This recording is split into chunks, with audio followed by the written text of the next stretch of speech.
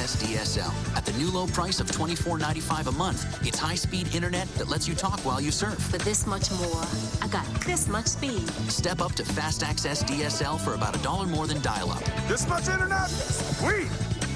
Bell South. Listening, answering.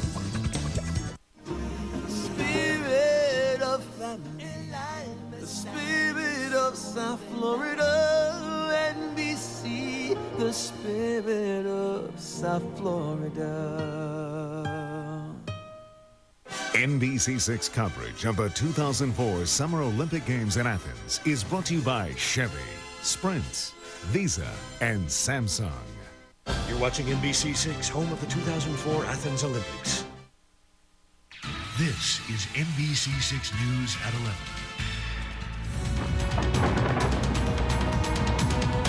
Hurricane Charley, a Category 4 storm, winds of 145 miles per hour, makes an unexpected turn and storms ashore in Port Charlotte. Watch this video. Shingles ripping off roofs. And look at this, a plane on the tarmac at the Charlotte County Airport buffered by the Category 4 winds.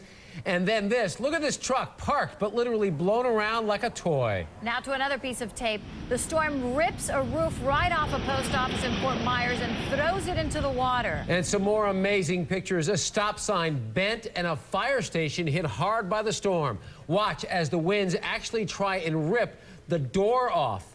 Holes in the roof, wires down, more debris everywhere. And then 20 miles inland in the town of Arcadia, a wall collapses at a civic center serving as a shelter for 1,200 people. Amazingly, only one person was injured. Listen to this. One witness said the wall started peeling back and, quote, it lifted and you could hear this popping and zipping noise like a giant Ziploc bag. Hurricane Charley is being called the strongest storm to hit Florida since the very destructive Hurricane Andrew hit south of the Miami area in 1992. The storm originally forecast to hit the Tampa area, made a surprise turn and made landfall in Port Charlotte. We begin our live team coverage with Chief Meteorologist Roland Stedham. Roland, where's the storm now? Well, right now, Tony and Jackie, this hurricane is accelerating off the northeastern coast of Florida. Let's take a look at the live First Alert Doppler and show you exactly where the eye of the hurricane is. There it is, starting to move away from the town of Daytona Beach, zooming in right now. You can still see a very well-structured hurricane with the eye of the hurricane just now starting to move away from Daytona Beach, but on the backside, very dry air. This is what the hurricane looked like 24 hours ago as the eye was still south of Havana. Here's Havana, Cuba right there. And there's the eye as it goes, and watch as the evolution of this hurricane continues. Go ahead and take the telestrator off, guys. The telestrator's locked up on me. But I'm going to put this into motion. You're going to be able to watch the evolution of the eye as it emerged off the northern coast of Havana, Category 2. As it was a beam of Key West, 75 miles west of Key West, it reached Category 3 status. And then as the hurricane was making landfall, just before that, the Hurricane Center reconnaissance aircraft said this is now a Category 4 monster, and indeed it was. The devastation was widespread. Latest information from the Hurricane Center, still sustained winds at 85 miles per hour. The hurricane accelerating to the north-northeast at 25 miles per hour. And as I mentioned before, Category 1 hurricane near Daytona Beach. And this hurricane is expected to move right up the eastern seaboard of the United States. We don't anticipate any significant amplification or intensification of this storm, but there are two more tropical features in the deep Atlantic. First of all, we have now Tropical Storm Danielle and Tropical Depression number 5. I'll have more on where those systems are going to be going in the days to come, along with our forecast. Jackie. Roland, thank you. Tonight, reports of the widespread damage are pouring in. We showed you some of the first pictures at the top of the newscast. Now let's turn to Michael Williams live in Port Charlotte with more on the devastation. Michael, any similarities to Andrew? Well, there certainly are the reminders here. This Port Charlotte mobile home village smashed by Hurricane Charley this day. Much of the southwest Florida coastline at this hour, this night, named a federal disaster area as far as the eye can see. In this mobile home throughout Port Charlotte and throughout much of the county surrounding this area, scenes of devastation. Retirement havens turned heartbreaking scenes of disaster. More than 400 mobile homes where I stand, all destroyed, all leveled by the ferocity of Charley's winds this day. These people, most of them elderly, now have no place to go. These were their primary residences here. Really, in the very end, there are hardly words to describe the scenes that we have seen tonight. Here are some of the images and the impact of Charley. This is my daughter's toys, their granddaughter. This was their lanai. It's gone. How long had they lived here? About 2-3 years. This is everything for them. Everything. Their futon. Took the roof off. Took everything. Every window's busted in the house. Your mom had gone to shelter. Yes. She went to a friend's house, and actually their house got hit pretty bad, busted windows. What will she do? I don't know. Come live with me.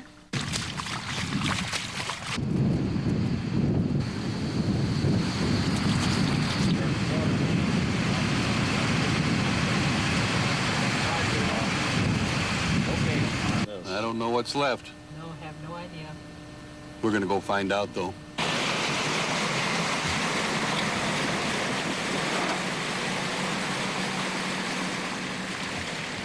We'll have it open in the morning. Okay. I'll get a loader in here and we'll get the streets cleaned off so we can at least get around.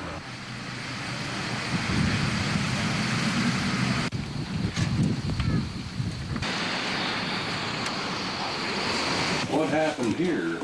The window blew out, I guess. The window blew out there. Yeah. Whoa. There, that's their miserable coffee maker. I knew it was no good. But look at here, I had made 2 pots of coffee, and they're still sitting there. And we needed this light so bad over in the school. We're lucky. We're alive, and the place, I think, can be fixed.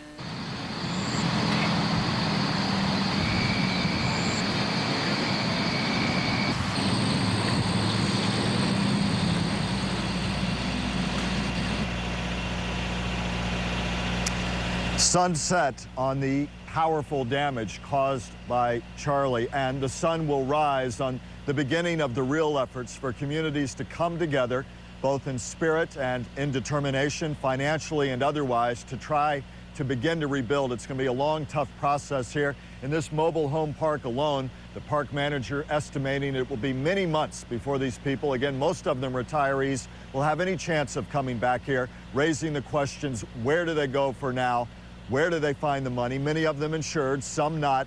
All of them tonight stunned by the damage caused to their community. A day that began like any other for them, ending on such a horrible note. And this the scene again and again and again throughout Southwest Florida, from Fort Myers, Captiva, Sanibel Island, on through the place where I stand, and even a bit farther north. And then, of course, Charley raking across the state as well. The piercing sound of sirens filling the night here as emergency crews make their way across this county, Charlotte County, 140,000 people here, and across this region, getting the real tough work underway of trying to find out exactly how much they have to tackle, beginning with sunrise. Reporting live in Port Charlotte, I'm Michael Williams, NBC6. Michael, as you mentioned, a lot of questions about where these people are going to go. Have you seen the American Red Cross out there yet? Not here, Jackie. We did see damage assessment teams where I am standing. My colleague Ari Adzer has pushed on a bit west. It is such a broad swath of destruction that virtually anywhere you go, you see in microcosm the heartbreak, the physical damage, and the emotional trauma that has been caused. But we'll be getting a wider assessment of that, both from the state of Florida tomorrow and from federal officials as they pour in. We do know that a number of shelters had been opened earlier today, a lot of people taking in loved ones, but it is going to be a strain on the system here, something they're going to have to cope with rather quickly in the days to come. I saw retirees out here trying to get into their mobile homes tonight. In fact, that one couple we talked to said they felt fairly fortunate. They had come back simply because they both had daily medicine they had to take. They had not wanted to leave, but came back only because of that. Those are the situations you're going to see up and down this coastline beginning tomorrow morning. Hey, Michael Williams, live in Port Charlotte. Thank you. In preparing for the oncoming storm, Governor Jeb Bush actually declared a state of emergency much earlier than usual. Now today, state of emergency planners work to move equipment into place. Governor Bush says emergency teams are on their way and will be at work quickly no matter what the cost. In there, the attitude is whatever it takes to get this done. Don't worry about the cost. This is the legitimate role of government. I don't think anybody would disagree that during times of emergency, we need to go all out. The governor expects to deploy the National Guard, FEMA personnel, and community support to affected areas by Sunday. During the height of the storm, there were reports of water reaching up to 15 feet high. Now, this video was taken from Fort Myers Beach just as the storm started moving in. We continue our live team coverage right now of Hurricane Charley with David Karsh, a reporter for our sister station, WTVJ-Ch, who rode out the storm. He now joins us live by phone. And David, I understand the area where you were talking to us from earlier today is pretty much no longer there. Is that correct? Well, I'm about 10 or 15 miles south of where Michael is right now in Punta Gorda, which is across the Charlotte Harbor. It's completely devastated. It's utter destruction everywhere you look. And you asked Michael if it's reminiscent of Hurricane Andrew. I grew up in Miami, and it's kind of like Country Walk, if you recall, the day after Hurricane Andrew. Just nothing is standing, and it's very unbelievable to look at, because this is, if you've ever been to Punta Gorda, it's a beautiful town. It has a large historic district and a lot of boutique shops. Gone. Absolutely nothing is standing. Well, David, around the area, I know a lot of people weren't expecting it to hit Punta Gorda at full force. What kind of things have you heard from the people in the area? Have they come back? Did they hunker down? Did they survive okay? Well, there was an evacuation warning issued yesterday that most people ignored because they thought it was going to Tampa. And this morning, it looked like it was going to make a turn towards us. Luckily, about 10,000 or so people who were in the evacuation area, they evacuated. But everybody here is absolutely in a state of shock because nobody expected the devastation, the complete devastation that we're having to deal with right now. All right, David Karsh, thank you very much. Well, one thing is for sure, the damages from Hurricane Charley will be costly. Governor Jeb Bush has projected damage from Charley could exceed $15 billion. However, that estimate is just a preliminary figure. In Lee County alone, where the storm came ashore, a property appraiser estimated damage at $2.3 billion. And tonight, a South Florida field force is heading out to help in the disaster areas. Sharon Lawson is live at BSO in Fort Lauderdale with much more tonight. Sharon? They're definitely going to need all the help they can get. We're seeing the pictures of the devastation left behind due to Hurricane Charley and what the residents in Port Charlotte are going to have to deal with. Now, there's a law enforcement agency in that area, Charlotte County Sheriff's Office, that now has a major problem. They're requesting help from across the state. See, the building that they're in has been totally destroyed. They're asking for an additional 100